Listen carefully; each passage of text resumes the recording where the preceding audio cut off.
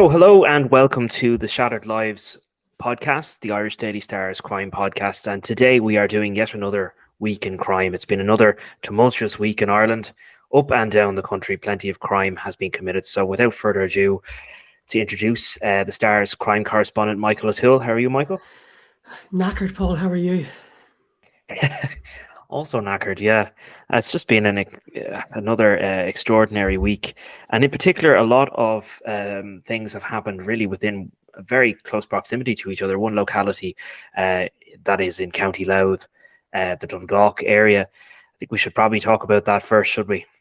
Yeah, and even if we want to extend it very briefly to the whole of County Louth, unfortunately, on Thursday afternoon there was a fatal traffic accident in the centre of Drogheda, and a man was killed.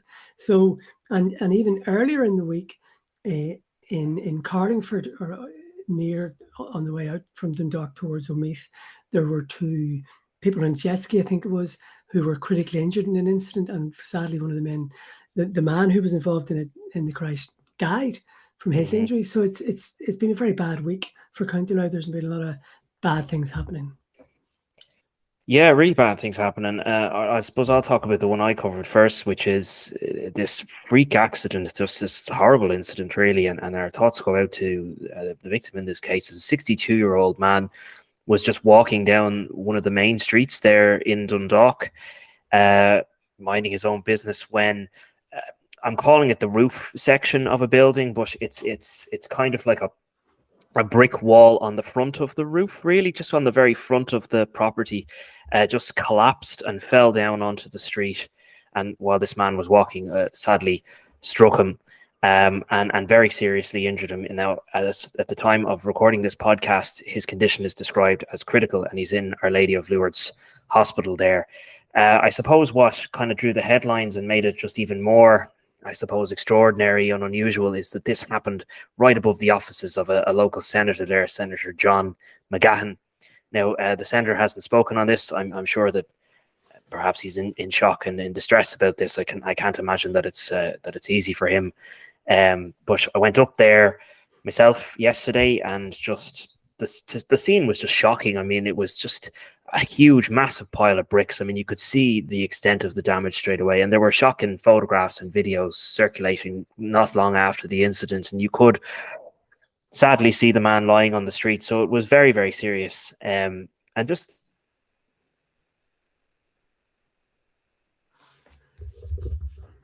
and the overall sense, it could have been anyone, really. It could have happened to anyone, and it could have been even so much worse than it was. Yeah, really sad. Yeah, and it is true. And I understand that. I mean, a couple of seconds, maybe less than a minute earlier, a woman had walked past the same scene with a buggy, with a young baby. Yeah. So, look, it's terrible for this man, but yeah, I mean, I'm not going to say it could be worse because this man's very, very critically injured, but I think it's safe to say that lady and the child, or the baby in the buggy, were very, very lucky. It doesn't bear thinking about, really. No, I suppose outside of just covering it as a story, it really shows you the randomness, the cruelness of life, doesn't it? It's very sad, just that I suppose something like that can happen to you. And I mean, look, please God, this man pulls through and he's okay. But I mean, he was very, very seriously injured from this, and yeah, it's just shocking. That's the one of the things that I've really realized doing this job, how fickle life can be. But say for example, I mean, particularly car crashes and incidents, something like this, because there are very few murders in Ireland, and we've spoken about this, where there's no connection between the killer and the victim. Very, very, very few. I mean, I've said this, I remember one year there were 67 homicides and only 2 were unconnected in some way, and they were both sex crimes carried out on women walking home by men. Total random, totally strangers. But usually, there's a connection, but it always gets to me when there is, it's that old cliche about the wrong place and the wrong time. That man was in the wrong place and the wrong time. He was going about his normal business. But and even, how many car crashes have we covered where somebody leaves early or leaves later than they should, and they get involved in a crash? And it's just how random and how cruel, and you can just be so totally unlucky. Like that man was on Thursday. Completely. And then, I mean, it's just a tragic day, a week for the Dundalk area. I mean, only just mere 300 meters around the corner there on, is it Bridge Street? Yeah. There was an incident which I understand at the time of recording this now has been upgraded officially to a murder investigation. So you were working a bit on this. Yeah, I was working on this with John Hand yesterday, and I'm working on it today. So it's a lady called Catherine Henry. She would have lived on Bridge Street, which is in the centre of town. Now, I think she was found effectively in the house on Wednesday evening, and news didn't emerge about it until Thursday afternoon, which is quite rare because things usually come out very quickly. But essentially, they were looking at it suspicious, but I think that was firmed up throughout the day, and the guards issued a press release late on Wednesday night, Thursday morning, saying it had been upgraded to a murder. Now, in cases like this, as is their want, they didn't release the results of the post-mortem for operational reasons, but the belief would be that she had suffered blunt force trauma, so she'd been very badly assaulted. Now, there is a person of interest. My understanding is that person was arrested on Thursday afternoon over a separate matter, and it was outside. It was well outside. It was actually in another part of Leinster, a good maybe 100 miles away, a good long while away. But my understanding is that this man had, before the murder, this man had been receiving hospital treatment. He then signed himself out of the hospital and went to this lady's house, and whatever happened. And then he went back to, I have to be very careful what we're saying because it's a live case, but I think we can say that he went back to the location where he'd been to, spoke to somebody, and then presented himself back to the medical centre, the hospital, where he had been treated. But later that night, he was arrested over an aggravated burglary that is alleged to have happened elsewhere. So that man's in custody. But I think this will be a very fast-moving investigation, and I wouldn't be surprised if after this pod comes out, that man is arrested over the murder of the poor lady. Yeah, it's just a dreadful, sad case, isn't it? But and sorry, there was another horror yesterday in Dundalk. A young man had been missing for, I think it was about a week. He'd been missing, and he was found in the river in Dundalk yesterday. So I know the mother had been very upset, obviously, and had been putting loads of appeals out on social media and everything. So look, I think Dundalk has obviously been really traumatized by what has happened in the last 3 or 4 days, if you include the poor man out in Carlingford. It's terrible tragedy for everybody involved, and I think it's fair to say that the town is really in shock by all the incidents that happened this week. And as I said, if you extend it to Drogheda, it's been a terrible week for County Louth. Absolutely. We're shifting on to a very different topic now. We might just talk, just what we're talking about, just before we go into what you're going to talk about, we might just talk about, I'm covering another murder. There was another murder late on Thursday night, but it was in an Enniscorthy in County Wexford. And we'll just talk about this because we talked about the murder of Miss Henry. It appears in Enniscorthy in County Wexford on Thursday evening, a man was stabbed to death. Now, I've been making inquiries and we've established his identity. He's actually a Polish man, very well regarded. There's a significant Polish community in the Enniscorthy area, several hundred people actually, and he'd be very well known. And he only got married in Rome in September last year. And from what I can see, he seemed to enjoy life a lot because he had a lot of pictures of himself traveling all around the world. And a lot of his friends were talking to him about treks and everything he had done. So I understand he'd been living in Enniscorthy from around 2014. The guards have arrested someone. They're obviously following a certain line of inquiry, but it's just terrible the way 2 lives are taken so quickly in the space of probably 24 hours. Yeah, you know what's sad about covering these things is that they're becoming almost so commonplace that and I'm not trying to belittle them, but you do nearly not forget about them, but you're moving on to it. Just in covering it as a crime reporter, we're covering them so often now that you'd nearly forget about the one that happened the previous day, just given the frequency of them. Have you noticed that there just seems to be, I mean, murders just seem to be on the increase, or they're becoming more commonplace? I keep a stat of all the murders, and I should get it. I might, when you're talking next time, we'll go and get it. Murders were at their lowest since records because that I could find since 1975 in 2022. So there was a 2021 rather. So there's a significant reduction. I think it went back up again a good bit in 2022. Do you know what? This sounds terrible, Paul. I think it's going to be another normal year. We're probably going to have somewhere between 35 and 50 homicides this year. Now, I do it, I'm a 32 county person, so I do it in the whole island, right? But really, for the Republic, you're probably talking 30, 35. There may be higher, there may be spikes some years. 2016 was a bad year. Part of that, and 2017 were bad years. Part of that was the feuds, the Kinahan Hutch feud. But really, the homicide rate is quite stable. Now, I think you've raised an interesting point. I think we have to sort of move on and sort of forget them, because even for our mental health as crime reporters, because if you really focused and took on board every murder, I think your mental health would suffer significantly. Now, that might sound is pretty cruel, but we have to sort of protect ourselves, I think. And one way we do that is by trying not to dwell on every case we've covered. Yeah. I was talking to a deputy, a TD, about something just a couple of hours ago, and it was very bad, and it reminded me of a really bad case, and she was tangentially involved in this case. And I was telling her about how much it affected me. It was the Anna Crazial murder, and I was just chatting with her. It was Catherine Murphy, because she would have known the family. That's I always said to her, look, whenever I see Deputy Murphy on TV or radio, I always think of Anna Crazial, right? And she was saying that that's not uncommon. She said a number of journalists who covered that case spoke to her about it, and a number of them said they wanted to get out after covering it. So I think we do have to protect ourselves.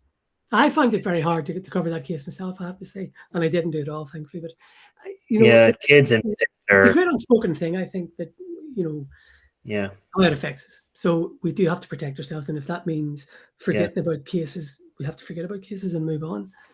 Yeah, well, I mean, there was an incident which, for legal reasons, I can't really go into much detail about it, but there was an incident there last year in the Tala area, which was very bad, and there was, three children lost their lives. That one, I think I'll probably never forget it. Like, it's just a horrendous tragedy. It's the ones like that, that are hard to forget. Would you agree? A friend of ours would always say to me, really, the ones that get to you are women and children. Yeah, 100%. Definitely children in particular. Sadly, it's a terrible statistic, but men are most often killing women, and those crimes are just so frequent. I'm not saying you become desensitized to them, but they're just so commonplace, But in particular, whenever a child is murdered, it's just hard to get your head around. And I'm a father of 3 kids, so and I think when kids do come along, it makes it much more concentrated, to put it that way. You know what I mean? And I don't know whether you empathize, you put your kids in the shoes of the kids who've been murdered or whatever, but guards would talk about this. So I think we sort of suffer a vicarious trauma that the guards they're closer to it, but we cover enough, and we hear details that maybe most members of the public wouldn't. So I find women and kids very upsetting. Yeah, I don't know. I never really thought about it that way, and I've never really. Might sound like I'm trying to be humble or something, but genuinely, I've never thought about it. Like, I mean, we're only, I suppose, coming in afterwards and covering it and reporting on it. But that Tala one is sticking out in my mind as that one stuck with me, and it's cases like that do nearly make you consider your career sometimes. That and go what. Well, just when you mentioned this, the reason why I brought this up, I was the University of Limerick, or UCC, sorry, contacted me. They're doing a study about, I think they call it second level or second stage trauma of court reporters, right? And so they're asking me, and they're asking others. I wouldn't be a court reporter. I'm not a full-time court reporter like you, but we cover courts, and we cover lots of courts, and we cover lots of horrendous things. And it's the first time that has ever been examined about how court reporters or people like us who cover reports are made feel. This has never been examined. So it can be hard. So anything that, in my view, anything journalists can do without being blasé to protect themselves, we should do. Yeah. Maybe we should go to a therapist, maybe. Yeah, yeah. But I sound like I'm making light of it, but yeah, I mean, you cover all these things and you compartmentalize, don't you? And, Well, yeah, I have gone to a therapist, and I look. I mm, mean, they're very good, and he yeah, was always sort of saying that he thinks I've got an element of PTSD because of all the things I've covered, and maybe I have. But look, really, therapists are very good. I'll put it that mm, way. And mm, mental health is really important. So we are in a stage where we should protect ourselves more. absolutely. So we talk about lighter things, Yes. maybe not lighter things because you've caused a bit of a diplomatic incident. But anyway, Disneyland, Paris, and the Gardaí. What's the story? Listen, I'm going to talk about how I got the story because Okay. people might find it interesting about how these stories come along because they just see it in the paper, right, or up on the Mirror website, and they don't really see there's always a backstory to a story. So a couple of weeks ago, the guards did a Darkness into Light March parade at Templemore Garda College in Tipperary. And I was looking at it, and I did a publicity shot. There were maybe 200 guards, and it was in the middle of the night, and they were all wearing their guard uniforms. But just over in the corner, I noticed 4 gendarmerie. And I was going, what is the story there? So I wanted to do a story. Essentially, there were 4 members of the Gendarmerie Nationale from France who were over on an exchange. So I wanted to try and interview them, but by the time the photos were out, they were gone. So Right. I was speaking to the Garda press office, and they were saying, "Look, we can do something about this, but it's a French thing, so you'll have to talk to the French embassy." That's no problem. So I contacted the French embassy, and they said, "Yeah, we can do that. We can talk about this, and the ambassador would like to talk to you about it." So I said, "Happy days." It's not every day you get invited to talk to an ambassador. So I went in. Oh, I think it was it Wednesday? I went in on Wednesday, and now it was made clear to me that there were plenty of questions I wanted to ask because I've got a chance to interview ambassadors. I wanted to ask, say, for example, about the Sophie Toscan-de-Plantier case. I Mm-hmm. wanted to ask about Ireland's undersea cables because France has an interest in that, because they go through Irish EEZ and stuff. No, we just want to talk about the policing and cooperation. So I thought, frig, here we go. This is going to be a 5-minute interview. It's going to be Mm-hmm. embarrassing. I'm going to be scundered, as you say up north, and Mm-hmm. I'm going to sit there and go, what are we going to talk about? But he was a Yeah. lovely man.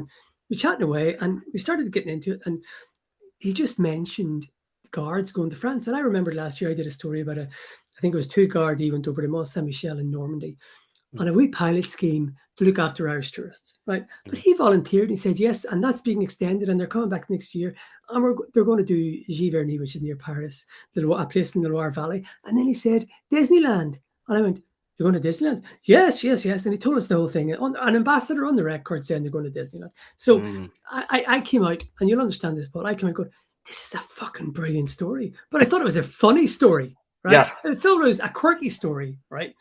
So it was in the paper and it was up online, and Did it did just did you exploded. did you see the backlash coming, or was it only in hindsight you went, "Oh, As the French say, absolument pas. I did uh, not have a Scooby. My first indication was I was up on Twitter, and you never look at the replies, so I had it up on Twitter, mm, and somebody said, "Why are they going to France when they can't even patrol O'Connell Street?" And I went, mm-hmm. "Okay, right." And then 10 minutes later, a buddy of mine rang me to say, "Listen, Catherine Murphy, coincidentally, has just raised this in the Public Accounts Committee." I went, "Oh shit, this shit's getting real." And then I looked on Twitter, and there was a huge backlash.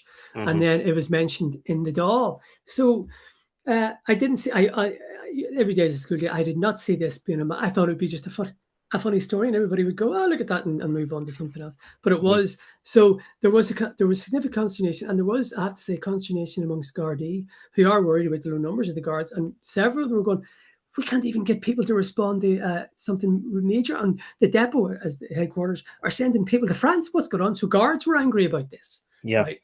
So there was what's the word? A sequel with you today in relation to this.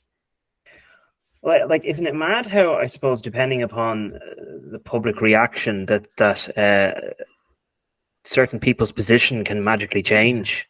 Because obviously, like, there must be something to it, given the French ambassadors outright said it to you on the record. I mean, there must have been some plan in place. But I'll amuse you here. I'm not going to name the person because obviously that wouldn't be fair. But I think the view from Garda management, Garda headquarters now is backtracking a little bit and sort of I saying that there is no application for approval for Gardaí to travel in general.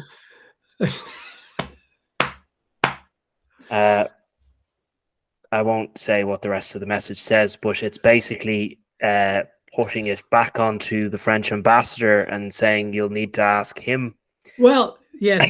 So I've been doing a little bit of digging about this, right? And I'm sorry, you do not fuck around with the ambassador of a very powerful country like France. You don't. So nobody's going to say the ambassador was lying. I've been carrying out my own investigations, and I did, because I know you start Simon Harris. We'll talk about Simon Harris said something today about it. What did he say? And then I can contextualize. Well, sorry. Yeah, we were at, which we'll talk about in a minute. We were at the ceremony for Walter Scott medals were being handed out to very brave members of Garda Síochána, and Simon Harris was there, obviously as the Minister for Justice, and he did a doorstep afterwards, and he was asked about your report and about guards going to Disneyland. I'm paraphrasing a bit here, but I can recall him saying, let's take a step back from this, which straight away is okay, right?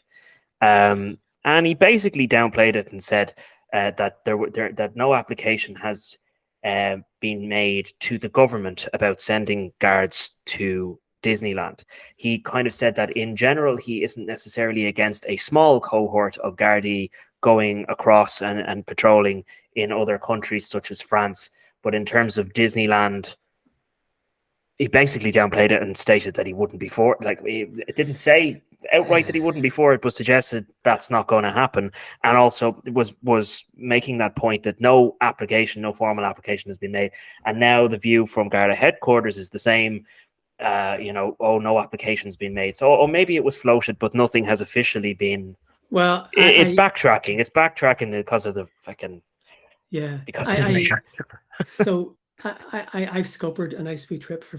By the way, what's the difference between going to Disneyland and Mont Saint Michel? They're both a haven for Irish tourists. What is the difference? Just because it says Disneyland, I don't understand what their thing there is. They just can't fathom the image of having a Garda maybe photographed next to Mickey Mouse when they should be maybe here on the streets, and the image that it portrays, I guess. Right. So here's what I say. Here's what I think. And I'd be pretty happy about this. The ambassador said it on the record, and he said it unbidden. So if the ambassador was talking about it, I think he has significant credibility. Now, what I will say, I got that on a Wednesday. I did contact the Garda and the Department of Justice to tell them I was doing the story, and to put questions to various people. So it will not have come as a shock to senior Gardaí or senior members of the Department of Justice when that story appeared. It's our due diligence. We have to. The ambassador has said this, so I didn't do a flyer and not tell them. So people were aware. So what I would believe, you've got somebody on the record saying it's not like. So here's what happened. Here's what I think happened. The minister's right, and we're into the world of people being Jesuitical, and you and I know that people are being very good at being Jesuitical in the field in which you and I work. It's probably correct that they haven't applied for it yet, but that's just a formality. But there were plans underway to do that when I did my story, and I think I have fucked it up for the. You think they've dropped it? Yeah, I think so, and I feel really bad about that. Maybe it wasn't me. Maybe it was the reaction. Right, I just did my job. It was only what the ambassador told me. But I think I've put a, what's the word? I'm trying to think of a French pun. I think I've messed up on that for the 4 week Gardaí who were looking for a month in Paris. Somebody behind the scenes there now is after, fuck's sake, Robert, we're not sending the fucking lads to Disneyland, for God's sake. I think that's exactly what's going to happen. And I'm very sorry. All the lads in the depot or all the lads who were getting their applications in, je suis vachement désolé. Very good. Well, it's a good story. It's a great story. It's always great when you get that kind of reaction. I just hate when they try to take a shit on it and kind of almost imply that it's that's not true. Like it's more just like it was definitely floated, but we don't like the reaction, so it's not happening now. And what saved me, I think, was that we had a man who's called His Excellency saying it on the record. So if they're crapping on the story, they're crapping on His Excellency. They're not crapping on poor wee Mick O'Toole, who just did his job and got it out of him. So if those people have problems, talk to Mr. Ciaran. He lives across the road from Marion Street, so he's not that far away. I love this. I love the reaction of everybody to it. I mean, that's the sign of a good story, isn't it? I wanted to put out that meme that escalated quickly. You know, the one. Oh Oh, yeah. I was going to tweet that out, but so instead I put it. Somebody sent me a picture of Templemore, Garda College, and they had superimposed the Disneyland sign on the gate. So I put that out instead. So, geez, it's got some reaction, but I have to say It did. I just want to talk about briefly. Just I was earlier today. I was at the ceremony, as I mentioned, for 11 brave members of Garda Síochána who were handed the Walter Scott Medal. Effectively, it's a medal for bravery and for carrying out extraordinary duties in life-threatening circumstances. And there were a fair there were two posthumous awards for two brave Gardaí who have passed away. One of them in the line of duty, and then there were also three officers. I think that you'd be familiar with this incident, and I'll just mention this incident first because it was in the news not too long ago. This is in relation to Derek Bottler Devoy. So Bottler Devoy, an extremely volatile and dangerous criminal. We had been writing about him on and off over the years, and I believe there was. I remember the time that there was an assassination attempt on him, and I think his sister was murdered. Do you recall that? yes, his sister was murdered, and someone else who was in the house was murdered. A friend, yeah. He was a young fella from Swords, I seem to recall. So it was August 2016, and it was at the height of the Kinahan Hutch feud, and everybody thought it was that originally. Yeah, I remember. And it wasn't, but somebody who was a victim in that feud would have been a suspect for that murder. Very, very dangerous man in his own right. Yes, I know who you're talking about. Yes. Yeah. So look, I mean, he's dead, so there's no point. But you know, he was definitely a suspect for that. That was a horrendous murder. It was a machine pistol they used, and they sprayed the house, and poor people didn't have a chance. Really, really callous. But yeah, his sister was murdered, and the poor other man. But yeah, Derek Bottler would be very well known the Gardaí, shall we say? Yes, and this particular incident that these three brave members were awarded the Silver Scott Medal for, it happened in March of 2019, so the year before the pandemic. It seems like longer. It's just, I suppose it is, 4 years, but that was a crazy incident where Bottler Devoy was off his head on whatever, totally intoxicated, and was roaming the streets in Poppintree in Ballymun with a semi-automatic weapon in hand.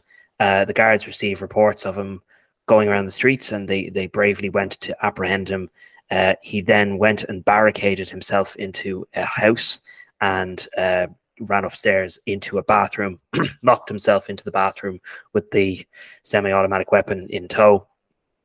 So Sergeant Andrew O'Connor, Detective Garda Niall Minnock, and Garda Conor Garland were all involved in this incident, and very bravely made their way into the house. While Bottler Devoy fired shots, narrowly missed one of them, hit the wall, and they had to get their way into that bathroom and tackle him. He wasn't going to come quickly or easily, and they did their best to apprehend him and get the gun off him, kicked it across the floor, and then they only subsequently realized after lifting him that there was this live grenade in the bathroom. His intention, I don't know, to blow them and himself up potentially. That's how off his face he was. And they were very lucky to get out of there alive, and they saved lives. There's no doubt about it that they saved lives that day. I mean, someone off their head like that, walking around with a semi-auto, it could have gone completely sideways. And you said one word that jumped out at me there. There was a detective there. Was Detective O'Connor, Detective Garda O'Connor, was it? No, Niall Minnock. Sorry, Niall Minnock. So he was a detective. And Sergeant Andrew O'Connor. Right. Was Sergeant O'Connor, was he a detective, or was he uniformed, or plain clothes? Or I'll tell you what I'm getting at. Getting at, right? And it doesn't matter because we know that one is Detective Garda Minnock was an armed detective. Right? So he had a gun. And look how this ended. They didn't shoot him. And I'm constantly amazed by this. I mean, I've covered plenty of cases where armed Gardaí have had guns pointed at them, right? That man was shooting at them. Yes. And they don't fire back. I remember years ago, and I always remember this, when there's a detective Garda called Donald Tully, and he was involved in it was NBCI or something, and he was in a van they knew it was going to happen, and he was in a van with a bookie who was going to be robbed, and the guards knew about this, so he was the poor fella who had to sit in with the bookie when it was robbed, and a couple of armed men attacked the van, and they arrested him, right? But that one of those men pointed a gun at Detective Garda Tully, right? Who carries a gun himself, and he knocked him to the ground. He didn't shoot him. He got a reason. I remember because I interviewed him when he got the Scott Medal. He won for that way back in the day. It was 2008 or something. But that's another case like Detective Garda Minnick. Both those men would have been well within their rights to shoot. If this had been America, they would have shot that man. Oh, no question. Yeah. No question. So this doesn't get spoken about enough, in my opinion. None of the guards get all the grief and all the criticism. But there are plenty of occasions, I would say several times every year, when Gardaí have firearms pointed at them and they do not shoot. They go and resolve it in other ways. Well, another good example of that was raised again today. Other members that were also received the Scott Medal for an incident, if you recall, in February 2020. This fella went on a rampage in the Glenties in Donegal. What is his name? Stephen Dowling. And again, cocaine and alcohol played a role in this case, and this guy, kind of a relative unknown, but he was just on a mad one, a huntsman, and he was going around with this rifle firing shots in the Glenties in a relatively quiet town. And these guards, Garda Sergeant Edward Griffin was one of them, apprehended him. They didn't fire a single shot at him either. This guy was firing shots at them, but they apprehended him and successfully did so without anybody being put in any direct harm's way. Yeah, and you raised a valid point, because I was listening to on Morning Ireland, one of the Gardaí gave an interview to Morning Ireland about it, and he just said, they were trying to corral him in one patrol car at one end, one patrol car at the other, to protect people, to keep them away from the scene. And he said, and the Milford detective unit just arrived, and he started firing at them. Now, Paul, you and I know detectives carry guns. Yes. So that's why they were the armed backup. And they didn't shoot back. I think it's really... I know there are issues people may want to raise, and various things have been investigated by GSOC and stuff, but I think it's quite remarkable the number of occasions that Gardaí are faced with someone with a gun pointing at them and shooting at them, and they don't fire back. I really think it's remarkable. It's incredibly brave. Yeah. And I mean, as Sergeant Edward Griffin, we spoke to him afterwards, and he said that it's a miracle that nobody was killed. Anybody could have been killed that day. And he was very humble about it. I mean, as guards often do, I find they refer in the third person. You might ask them, "How did you feel about that?" And they'd say, "Well, you'd feel." I mean, they're very humble about the experience. I mean, they've gone through an experience that no one should ever have to go through, and it's unimaginable, but incredibly humble about it. And that was something that came across in the ceremony today. That I suppose they put themselves in harm's way every day, and I think the commissioner actually said it, that real bravery, it's not really about not being afraid. In fact, most of the time you are afraid. You're absolutely terrified, but it's about putting that fear to one side and acting anyway. And I'm sure that all of those guards were absolutely terrified, yet they acted in spite of that. So I mean, that takes incredible resilience and courage, and thank God we have people like that are willing to do that, because I can't imagine wanting to put myself in harm's way like that. But thank God we have people that are willing to. I'm always struck. I mean, I would go to a lot of Scott Medal presentation ceremonies, particularly in Templemore, the Garda College, and you're talking to them, and I have to say, I would agree with you. I'm always struck by their humility. It's as if they're almost trying to bat away the praise, and they'll say, "Oh, look, it wasn't just me; it was Detective Garda X or Inspector Y or whatever." They try and make it a team thing. And I can remember guards being shot at. I mean, uniformed guards being shot at and everything. And they're always very. They don't make light of it, but they definitely try to minimize their role in things when their roles were maximum, because that's why they're getting the awards. So and it's great to see that work acknowledged. And I mean, there are many guards, I suppose, that go through their whole career without having their job acknowledged, and sadly, there were two members there posthumously awarded. So I suppose they can't award everybody, but each and every day those guards go out not knowing what they're going to face. So, as I said, just thank God that we have people that are willing to do that. And I don't want to ambush you, Paul. Did anybody get the gold medal? Yes, the gold medal was awarded. No, because it's very, very rare. Yes, posthumously it was awarded, and the son of this particular Garda accepted the award. I just want to get the name wrong. I'm just going to pause for 1 second. Yeah, so the gold award went to the now sadly deceased Inspector Samuel Donegan.